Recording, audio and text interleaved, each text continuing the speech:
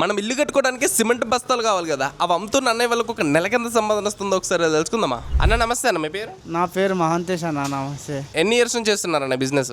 10 years నుంచి చేస్తున్నాను. ఎంత అన్న మన దగ్గర ఒక్కొక్క సిమెంట్ బస్తా? లో కాస్ట్ 280, హై కాస్ట్ 320. అన్న ఇన్ని బస్తాలు ఉన్నాయి కదా, మామూలుగా ఒక బస్తా మీద ప్రాఫిట్ ఎంత మిగలవచ్చు మీకు? ఒక 20 నుంచి 30 రూపాయలు ప్రాఫిట్ ఉంటుంది అన్న.